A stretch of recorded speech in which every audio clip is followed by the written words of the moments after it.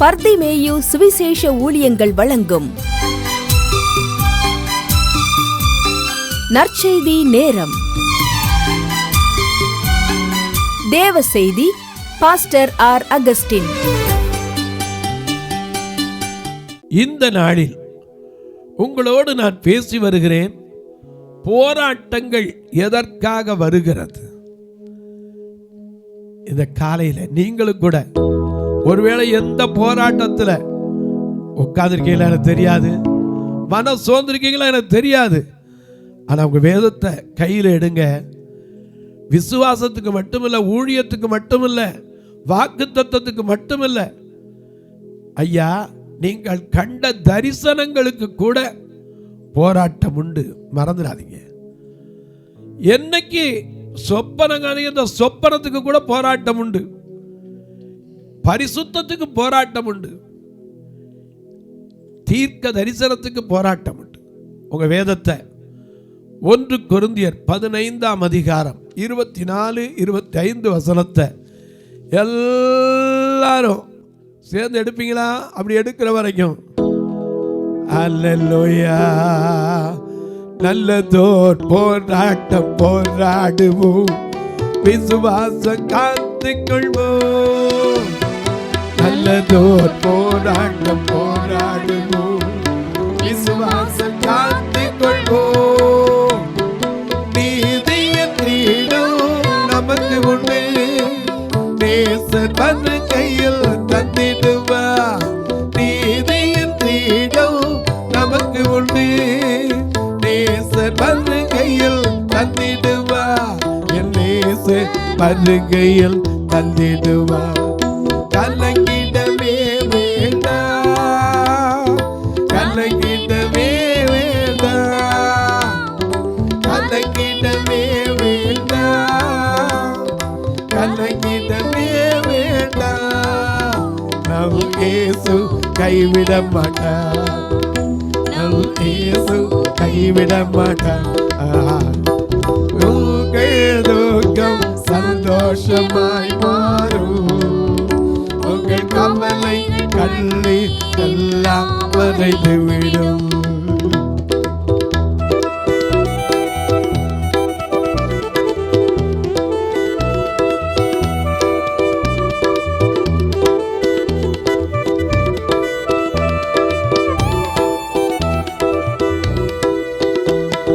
கடந்ததை ஐயா கடந்ததை நினைத்து கலங்காதே, நடந்ததை மறந்து விடு.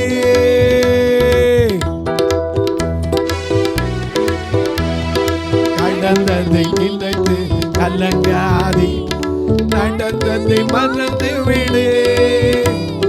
கர்த்தர் புத்தி என்ன செய்திடுவா, இன்றே நீ காண்பா. கர்த்தர் புத்தி என்ன செய்திடுவா, இன்றே நீ காண்பா, இன்றே நீ காண்பா. ஐயா இன்றே நீ காண்பா. கலங்கிடவே வேண்டாம், கலங்கிடவே வேண்டாம், கலங்கிடவே வேண்டாம், கலங்கிடவே வேண்டாம். எங்கள் இயேசு கைவிட மாட்டார், எங்கள் இயேசு கைவிட மாட்டார். உங்கள் துக்கம் சந்தோஷமாய் மாறும், உங்கள் கவலை கண்ணீர் எல்லாம் மறந்து விடும்.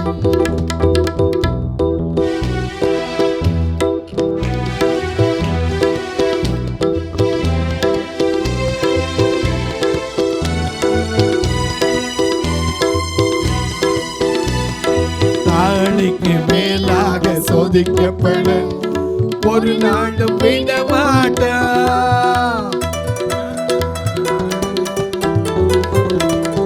நாளைக்கு மேலாக சோதிக்கப்பட ஒரு நாளும் விட மாட்டா. நாகிடம் பலன் தருவா, நீ தப்பி செல்ல வழி செய்வா. நாகிட பலன் தருவா, விலகுவா, தப்பி செல்ல வழி செய்வா, நீ தப்பி செல்ல வழி செய்வா, நீ தப்பி செல்ல வழி செய்வா. எல்கள் எல்கள் துக்கம் சந்தோஷமாய் மாறும், எங்கள் கவலை கண்ணி எல்லாம் மறைந்து விடும். எல்கள் துக்கம் சந்தோஷமாய் மாறும், எங்கள் கவலை கண்ணி எல்லாம் மறைந்து விடும். கலங்கிடவே மாட்டோம், நாங்கள் கலங்கிடவே மாட்டோம், கலங்கிடவே மாட்டோம், நாங்கள் கலங்கிடவே மாட்டோம். நல்லா கவனிங்க.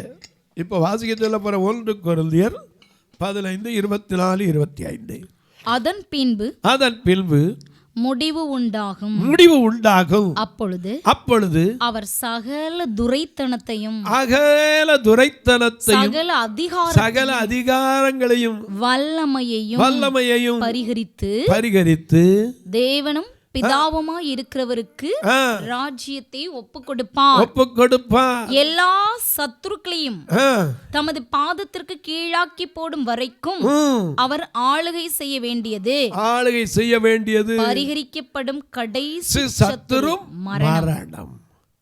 ஐயா, இந்த மரணத்தை நினைச்சு சிலருக்கு போராட்டம். ஒன்று சொல்றேன் கேளுங்க, மரணம் நீங்க விரும்பினாலும் சரி விரும்பாட்டாலும் சரி கட்டாயம் ஒரு நாள் என்ன செய்யும், வந்துதான் தீரும். பிறக்க ஒரு காலம் இருந்தால் இறக்க ஒரு காலம் உண்டு. அதனால மரணத்தை குறித்து பயப்படாதீங்க. எனக்கு அன்பானுடைய அநேக நேரங்களில் சிலருக்கு ஒரு சின்ன வியாதி வந்துச்சுன்னா, ஐயோ இந்த போராட்டத்தில் வந்து நான் வியாதி நீங்க பிழைப்பேனா? ஐயா, தாவீது விசுவாசத்தை பாருங்க, சாமாமல் பிழைத்திருந்து கர்த்தருடைய செய்கைகளை அறிவிப்பேன். அதுதாங்க விசுவாசம். நீ மடிஞ்சு போறதுக்குள்ள உன் துக்கம் சந்தோஷமா மாறணும். அவர் விடுதலையின் நாயகன். உன் ஊழியத்துக்கு போராட்டம் உண்டு, வாக்குத்தத்தத்துக்கு போராட்டம் உண்டு, தீர்க்க தரிசனங்களுக்கும் போராட்டம் உண்டு. தீர்க்க தரிசனம் சொன்னதுனால பாடுபட்ட எத்தனை பேர் அந்த வேதத்தில் பார்க்கிறோம். எரேமியா 40ஆம் அதிகாரத்தில் அவனை கொண்டு போய் எங்கே போட்டாங்க? உலையிலதுக்கு போட்டாங்க. உலையிலதுக்கு போட்டதுனால அதில் ஒரு கால் எடுத்தால் அடுத்து உள்ளே போகும், இன்னொரு கால் எடுத்தால் அதை விட உள்ளே போகும். போய்கிட்டே இருக்கும்போது அங்கே ஒருத்தர் இருந்து, அவன் பேர் அவனுடைய பேர் எபிமெலேக்கோ என்னமோ இருக்கும். அவன் போய் என்ன செய்யறான், ராஜாட்ட சொல்கிறான், எனக்கு கண்பாருடைய எபத்மலேக். அவன் போய் என்ன செய்யறான், ராஜாட்ட சொல்கிறான், எரேமியா அழிஞ்சிருக்காயா, உலையில கிடக்கிறாயா. ஆண்டவர் அங்கிருந்து அந்த உளையான சேற்றிலிருந்து தூக்கி எடுக்க கர்த்தர் அவனை அனுப்பினார். உளையான சேற்றிலிருந்து தூக்கி எடுத்தீரே, நாம பாடுறோம்ல, உளையான சேற்றிலிருந்து தூக்கி எடுத்தவரே, உளையான சேற்றிலிருந்து தூக்கி எடுத்தவரே, பாவம் கழுவி தூய்மையாக்கும் கையிலே, பாவம் கழுவி தூய்மையாக்கும் கையிலே, ஆவியானவரே, அன்பின் ஆவியானவரே, ஏப்பவாரும் இறங்கி வாரும் எங்கள் மத்தியிலே, ஏப்பவாரும் இறங்கி வாரும் எங்கள் மத்தியிலே.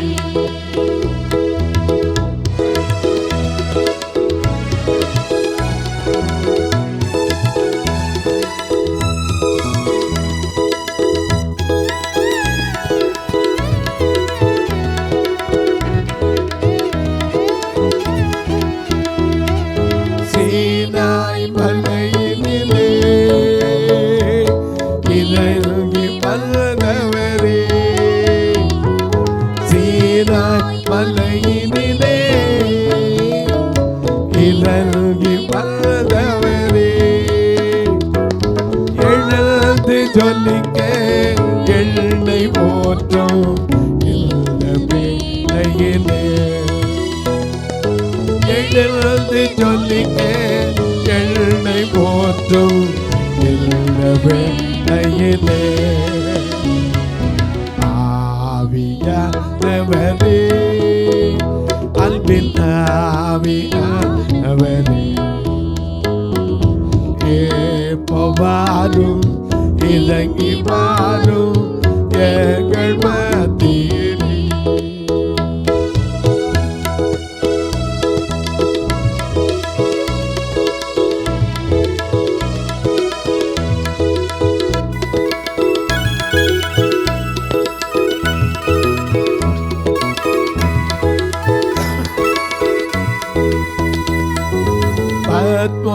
தீவினிலே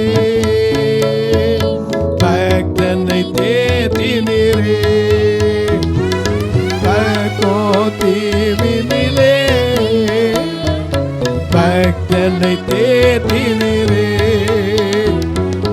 எல்லையும் தேற்றி ஆற்றுவாரும் எல்ல வேளையிலே, எல்லையும் தேற்றி ஆற்றுவாரும் இந்த வேளையிலே. ஹல்லேலூயா. எனக்கு அன்பானவரே, அவர் கைவிடுற தேவன் இல்லைங்க.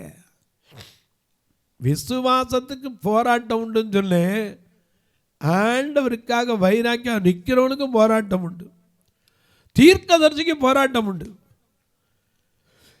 அநேக நேரங்களில் பாருங்க, எரேமியா வேற என்ன தப்பு பண்ணாரு? 9ஆம் அதிகாரம் 1 வசனம் அந்த தீர்க்கதரிசியினுடைய நிலையை பார்க்கலாம். அவர் சொன்னார், என் தலை தண்ணீரும் என் கண்கள் கண்ணீருமானால் நலமாயிருக்கும். எரேமியா எந்த இடத்துலையாவது ஐயா, அவன் சொல்ல போனா புலம்பல் தீர்க்கதரிசி, ஜனத்துக்காக திறப்பில் நின்று கண்ணீர் வடிக்கிற ஒரு தீர்க்கதரிசி. உலையில் தூக்கி போட்டாங்க. எதுக்காக தூக்கி போட்டான்? என்ன குற்றம் செஞ்சான்? தீர்க்க தரிசனம் சொல்லும்போது சில பாடுகள் வரும், நீ மறைச்சி வைக்கப்பட கட்டாயம் சொல்லணும். இப்போ தீர்க்க தரிசனம் நான் போய் வானத்துக்கே பார்த்துட்டு வந்தேம்மா, அப்படி சொல்லலை. நான் தீர்க்க தரிசனம் சொன்னால் அப்படியே சொல்லார். ஒரு சமயத்தில் ஒரு பாஸ்டரை பார்க்க ஒரு குடும்பம் போனாங்க, கணவன் மனைவியும் போனாங்க. அங்கே உள்ள ஒருத்தர் பேசிக்கிட்டு இருந்தார். உடனே இங்கே மனைவி புருஷன்ட்ட கேட்டாங்க, ஒரு காப்பி குடிச்சிட்டு போயிடலாமா? பாஸ்டர் உள்ளே பேசிக்கிட்டு இருக்காங்க. அவர் சொன்னார், வேண்டாம் வேண்டாம். திடீர்னு அவர் பேசி முடிச்சுட்டு வெளியே வந்துட்டார்னா வந்தது யாரும் தெரியாது, உள்ளே உட்காந்துருக்கு யாரும் தெரியாது. நம்ம அதுக்குள்ளே வந்தால் இன்னொருத்தர் போயிடுறாங்க, நம்ம சட்டுன்னு பார்த்துட்டு போகணும், காப்பி வேண்டான்னார். இவங்க உள்ளே போனோன்னு அவனு கேட்டார், என்ன காப்பி குடிச்சிட்டு வரலான்னு நினச்சிங்களோ அப்படின்னார். இவங்களுக்கு தூக்கி வாரி போட்டுச்சு. நாம் பேசுகிறது எப்படி இங்கே தெரியும்? ஐயா, தீர்க்க தரிசிக்கு கர்த்தர் எங்கெல்லாம் வெளிப்படுத்துவார். ஆகாப் எங்கெங்கே போய் சீரியாவின் ராஜா எங்கெங்க போய் இறங்கணும் திட்டம் போடுறான்னு அது யாருக்கு தெரிய வரும்? எலிசாவுக்கு தெரிய வரும். உடனே அவன் சொல்லுவான், நான் போடுற திட்டத்தெல்லாம் முறியடிக்க ஒருத்தன் இருக்கானே, அது யாரப்பா? எவனோ ஒரு ஒற்றன் இருக்கானா. அங்க ஒருத்தன் சொன்னா, இல்லப்பா நீ பள்ளி அறையில படுக்க அறையில கட்டில ஒய்ஃபோட பேசுறத கூட கர்த்தர் வெளிப்படுத்துவார். தீர்க்க தரிசனம் சொல்லும் போது பல பாடுகள் வரத்தான் செய்யும். என கண்பார்களே, அன்றைக்கு சத்துருக்கு விரோதமாக இயேசு கிறிஸ்து ஆதியாகமத்தில் தீர்க்க சொன்ன அது நிறைவேறதுக்கு அது எத்தனை பாடுபட்டார்.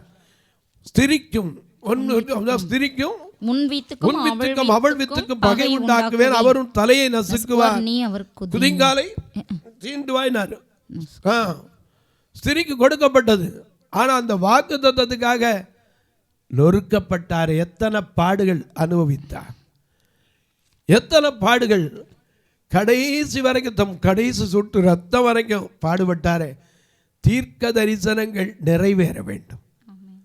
தீர்க்க தரிசிகளை கொண்டு முன்னுர செப்பின தேவ பரனிந்த காலத்தில் மார்க்கமதாக கொண்டு மாறனை கொண்டு வழுத்தின அன்பை நேற்றிற்றி ஆகிட்டே பாடி துதி மனமேன்னு பாடுறோம். அழகா பாடுறாங்களே, பாடி துதி மனமே பரனை கொண்டாடி துதி தினமே, பரனை கொண்டாடி துதி தினமே, பாடி துதி மனமே பரனை பாரனை கொண்டாடி துதி தினமே, பாரனை கொண்டாடி துதி தினமே.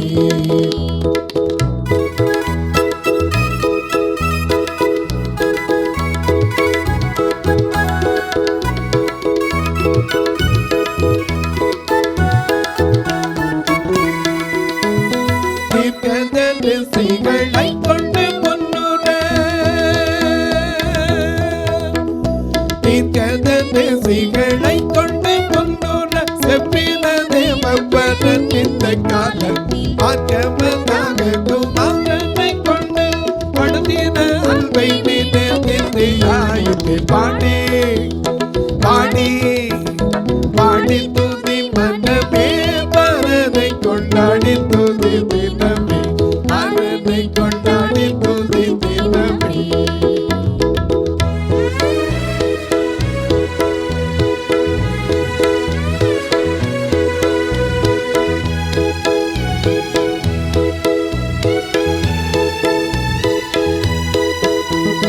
சொந்த ஜனமான யூதனை தள்ளி,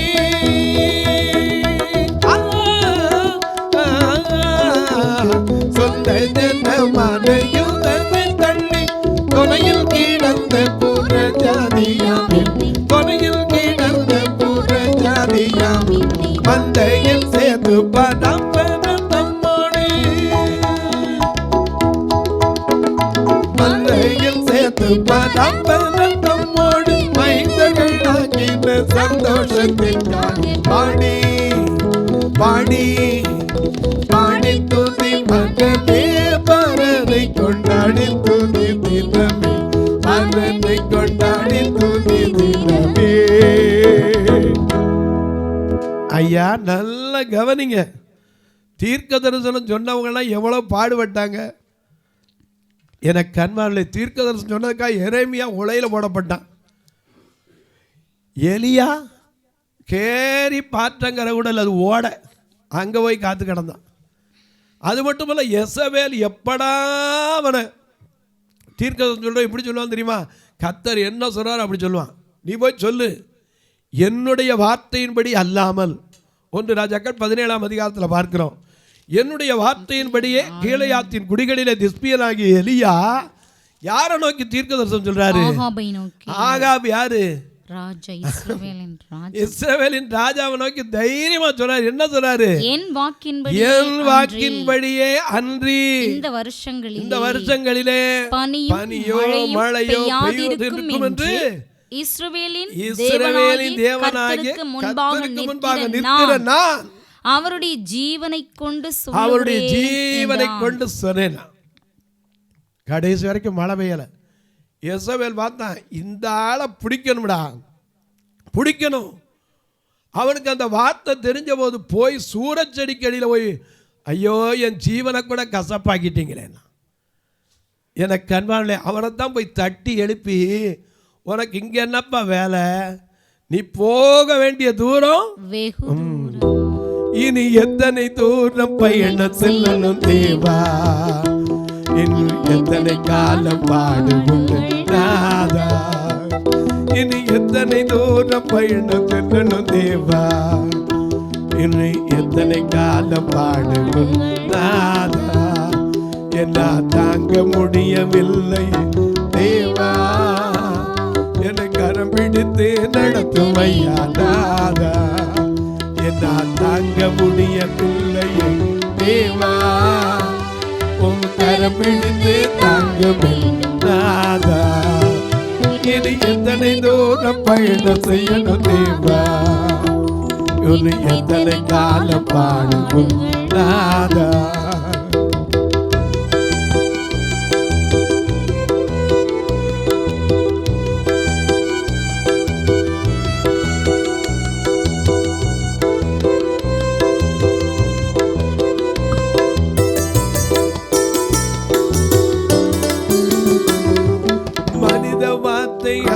தோந்து போனே நான் தேவ வார்த்தை ஏற்றனாக வந்தே, மனித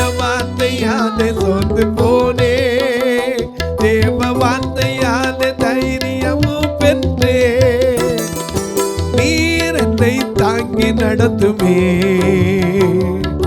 நீர் என்னை தாங்கி நடத்துமே, நீர் என்னை தாங்கி நடத்துமே, ஐயா நீர் என்னை தாங்கி நடத்துமே.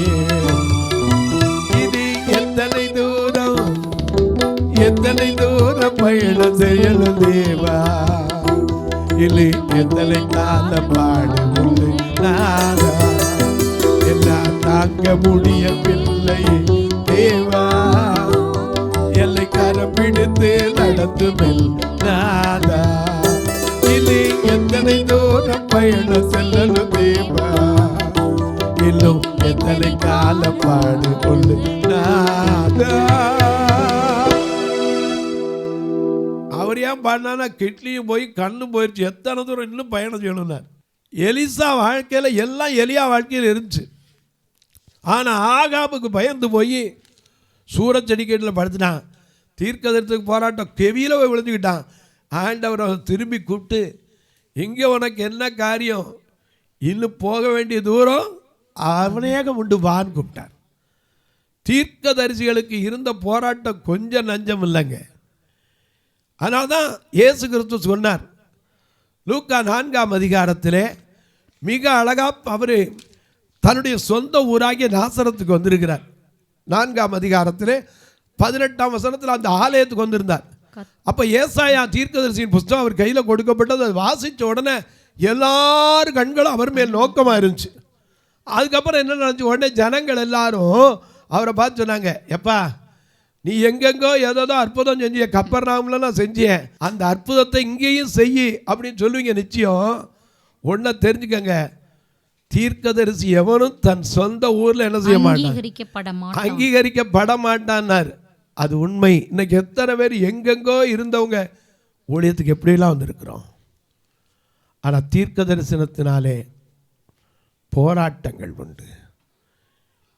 எலிசா வாழ்க்கையில் போராட்டம் இல்லையா? தீர்க்க தரிசனம் சொன்னவங்க வாழ்க்கையெல்லாம் கொஞ்சம் யோசிச்சு பாருங்க. நிச்சயமாக சொல்கிறேன், தீர்க்க தரிசனத்தினாலே போராட்டம் உண்டு, விசுவாசத்தினாலே போராட்டம் உண்டு, ஊழியத்தினால போராட்டம் உண்டு, வாக்கு தத்தம் பிடிச்சிருந்தாலும் போராட்டம் உண்டு. ஆனால் நிச்சயமாக சொல்கிறேன், வேதம் சொல்லுகிறது மெய்யாகவே குமாரன் விடுதலை ஆக்கினார், மெய்யாகவே விடுதலை ஆவீர்கள். மறந்து போகாதீங்க. சத்தியத்தை அறிவீர்கள், சத்தியம் உங்களை கட்டாய விடுதலை ஆக்கும். அதை விட இன்னொரு காரியம், கர்த்தருடைய ஆவியானவர் எங்கே உண்டோ அங்கே விடுதலை உண்டு.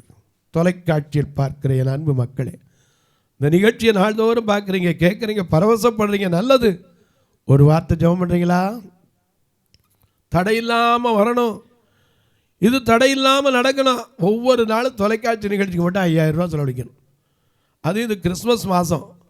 பார்வையற்றவங்களாம் நினைப்பாங்க, இந்த வட்டம் ஒரு நல்ல துணி கொடுப்பாரு, கைக்கு ஒரு ஊன்றுகோல் கொடுப்பாரு, நல்ல சாப்பாடு கொடுப்பாரு, எதிர்பார்த்துக்கிட்டு இருப்பாங்க.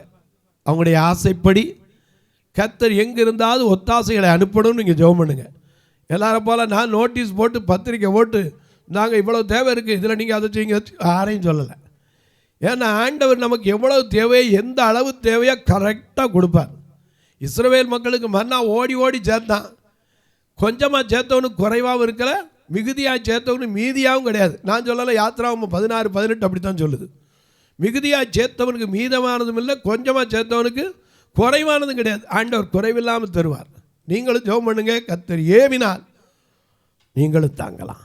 எப்படி பிரதர்? இதில் 2 நம்பர் ஃபோன் நம்பர் வந்துக்கிட்டே இருக்கும். இதில் ஜிபே உண்டு, ஃபோன்பே உண்டு.